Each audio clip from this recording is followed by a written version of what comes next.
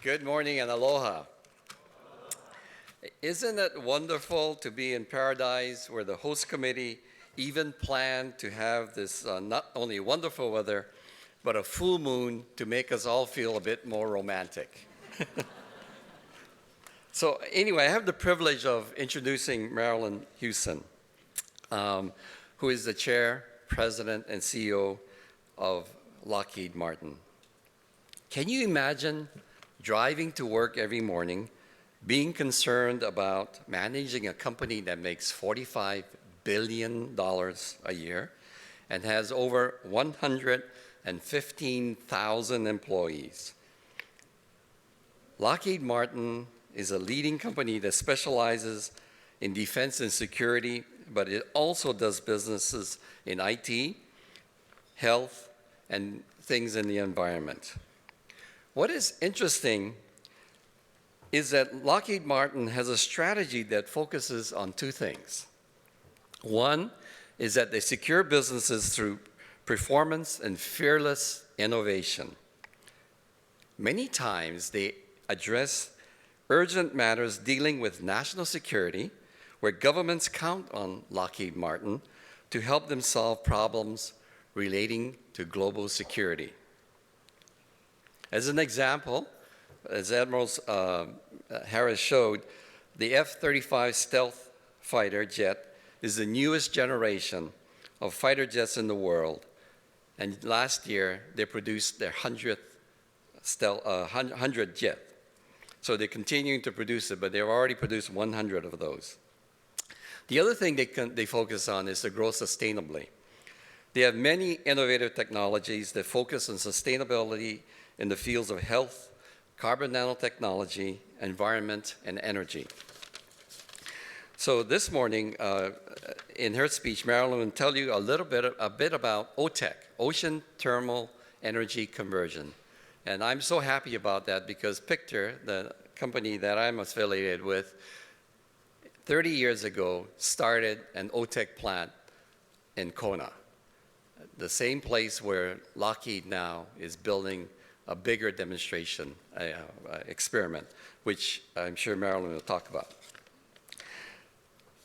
Marillyn's strong leadership is apparent due to the many accolades she has received, and you can read about it in the program. She's been named one of the most powerful women in business, and she told me at dinner last night that 30% of her board members are women. About 25% of her managers are women. And about 26% of her workforce are women. So, Marillyn, you have many supporters of the USJC Women Corps in here. Royanne Doi, I got a commitment from Marillyn that after her second glass of wine, that she said that she would love to be a speaker at your next Women in Business program. So please look her up. I think one of the, I had a great conversation with her last night. And I think one of the reasons why Marillyn is so strong is because she lost her father at a very young age. So her mother was left to raise 5 children. So she had to be independent and work her way to college. So Marillyn has been at Lockheed Martin for most of her career. She has been married for 39 years to a very supportive husband and has 2 sons, one who works for the University of Alabama and her youngest son who runs her family foundation. Please welcome Marillyn Hewson.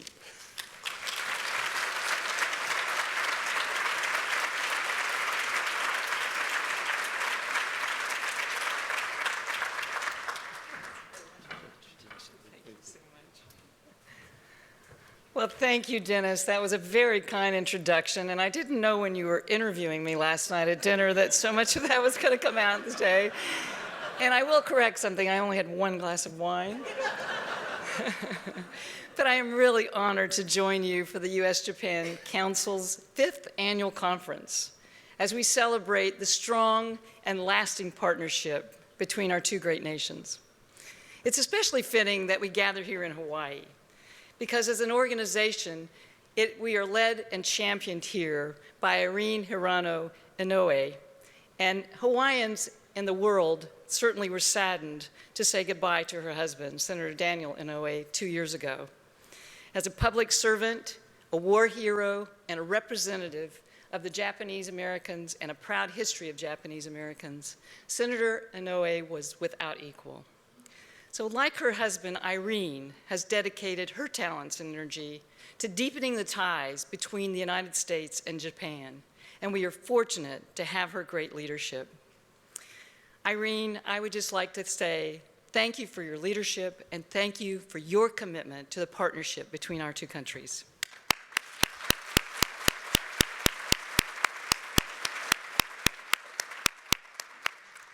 I've traveled to Japan several times in the last couple of years, and I must say that I have an opportunity to hear from many of the senior government officials, to our customers and industry colleagues. And during each of these visits, I've been very impressed by the commitment to collaboration and partnership that we have. These visits have certainly strengthened my belief that the relationship between the U.S. and Japan will grow even stronger in the years ahead. This is a relationship that President Eisenhower described as an indestructible partnership between our two countries when we signed the Treaty of Mutual Cooperation and Security nearly 55 years ago. And in the half-century since then, our citizens on both sides of the Pacific have made those words a reality. Today, there are students from Tallahassee studying in Tokyo. Collaborations between the finest scientists and researchers in Kyoto and Cambridge. Japanese athletes like Suzuki Ichiro, Yu Darvish, and Tanaka Masahiro are becoming stars of the great American pastime. While our New York chef, Ivan Orkin, is wowing residents of Japan's capital city with his take on ramen. At Lockheed Martin, the government of Japan has grown to become one of our largest international customers, and our partnerships with Japanese industry have become important to our continued success. So President Eisenhower was right. The ties between our nations are indeed indestructible. Those ties are even more important than ever before. As you know, Japan and the United States have long been united in maintaining peace in Asia and all around the world.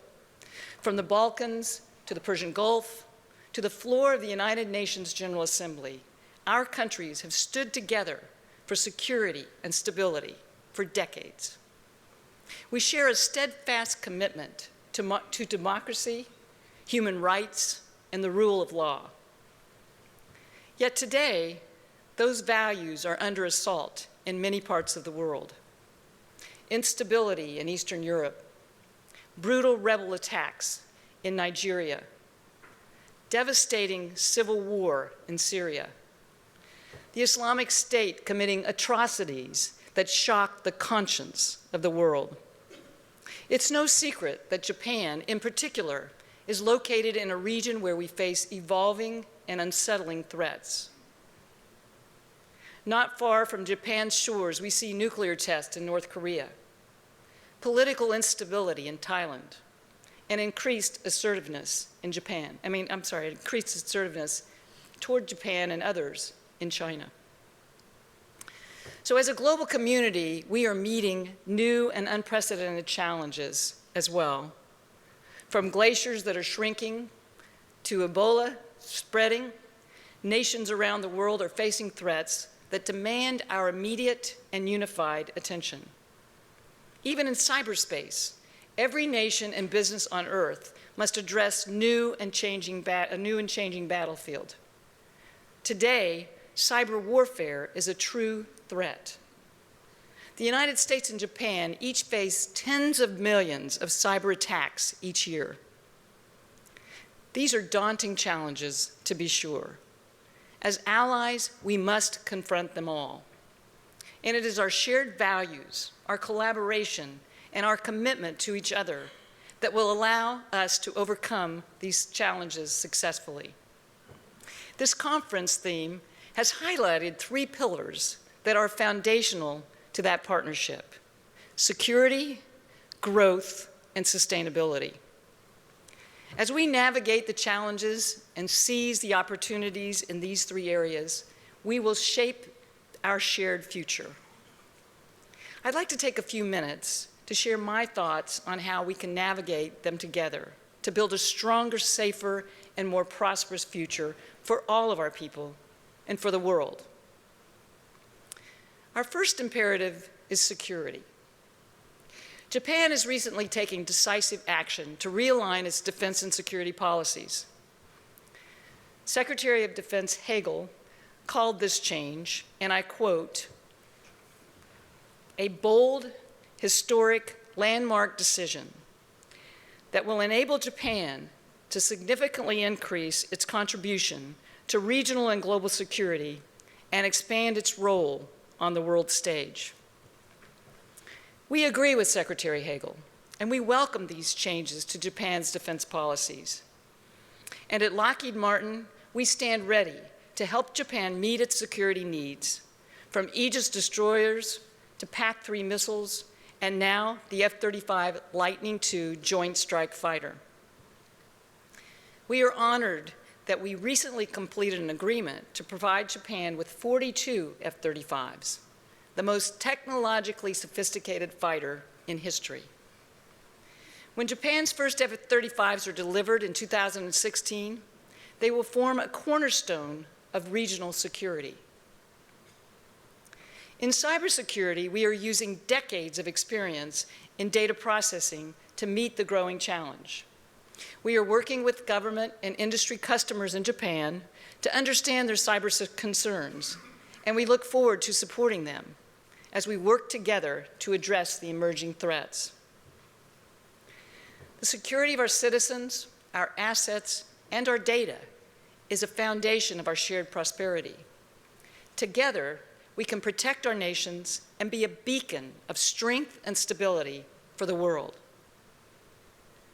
The relationship between Japan and the United States was initially a product of mutual security. Today, it has become an essential driver of economic growth. And growth is the second pillar of our partnership. Our shared growth serves as a model for our countries, and it underpins our global free market. It creates jobs, opportunity, and progress around the world. With further progress on the Trans-Pacific Partnership, we see a relationship the U.S. State Department calls strong, mature, and increasingly interdependent, being made stronger and more valuable still. From cars to computers, space systems to medical devices, the U.S. and Japanese economies are inextricably linked, trading more than $290 billion in goods and services. Yet we exchange much more than goods and services. The shared growth of our two countries is propelled by sharing ideas, knowledge, and technology. Both of our countries recognize the importance of investing in our people to ensure that we have the leaders and the innovators who will power our shared growth and prosperity for the next generation. The U.S.-Japan Council has played a leading role in supporting educational exchange between our two countries. The Tomodachi Initiative is a perfect example of the Council's leadership. The program aims to develop the next generation of U.S. and Japanese leaders who understand the importance of our country's unique partnership by creating opportunities for educational and cultural exchange while studying abroad. At Lockheed Martin, we're working with the Bridging Foundation, an organization that works to strengthen U.S.-Japanese relations by providing scholarships for American undergraduate students to study in Japan. Exchanges like these are the foundation of our shared growth. They underline the fact that alliances do not simply exist on paper. They live in the hearts of our people. And as allies and friends, it is crucial that we give our citizens the chance to get to know each other, to collaborate with each other, and to learn from each other.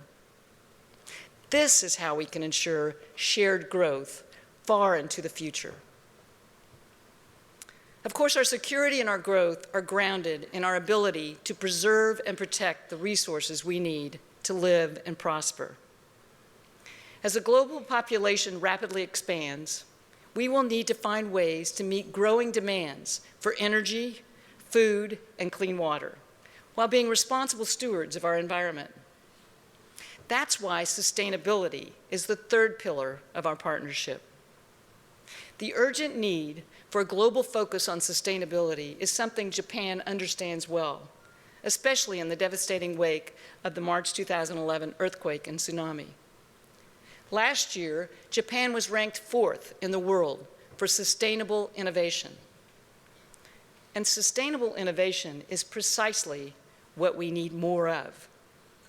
Lockheed Martin is leveraging the entirety of our technology, capability, and creativity to address the world's most pressing challenges. We are pioneering solutions that preserve our planet while delivering affordable energy, clean water, and abundant food. With molecular filtration systems, to tidal power, unmanned crop monitoring, to smart grid technology. Here in Hawaii, Lockheed Martin has established the Ocean Thermal Energy Conversion Facility on the Big Island that is proving the viability of turning waves into wattage, converting the natural variations of ocean temperature into clean, unlimited electricity. We've also teamed up with Hawaii's Kampachi Farms, Illinois Soybean Association, to create a mobile fish pen, named one of Time magazine's top 25 inventions of 2012, which will be a central component of establishing sustainable fisheries. And I'm thrilled that our commitment to sustainability is being recognized. Lockheed Martin has recently been named to the Dow Jones Sustainability World Index, ranked in the top 10% of publicly traded companies. In the years ahead, we will need sustainable solutions more than ever. And we will need the best minds from our countries, and indeed, around the world, to meet this critical moment and build a more sustainable future. So security, growth, sustainability. Each pillar presents an imperative for the United States and Japan. They each present their own challenges and obstacles. Still, they bring amazing opportunities for stronger collaboration and partnership between our nations. I'm optimistic because our nations have accomplished seemingly impossible feats again and again across our shared history. Some of you may know that in 1931, Charles Lindbergh and his wife Anne embarked on a famous flight from Maine to Tokyo. It was a difficult journey over Canada, Alaska, and the Arctic Ocean, and the Bering Sea. And they completed the whole trip in a seaplane, a Lockheed Sirius. This was relatively early in the history of flight. At the time, it wasn't clear that the flight to Asia from the United States even made sense. When Lindbergh succeeded in his journey, though, he confirmed that this route was a viable option. That journey provided the promise of the connection between our two nations. Today, there are thousands of flight routes that directly connect our two countries. Lockheed Martin is proud to be part of forging that connection then, and we are just as proud today. We are proud to help both Japan and the United States seize the opportunities and confront the challenges we face together. At Lockheed Martin, we say that our life's work is engineering a better tomorrow for our customers and for the world. And as we continue our work together, let us strive to ensure we do just that. Let us ensure that our countries thrive in that future. Let us seize these incredible opportunities, disguised as challenges, to build a future that is secure, sustainable, and prosperous. Thank you very much.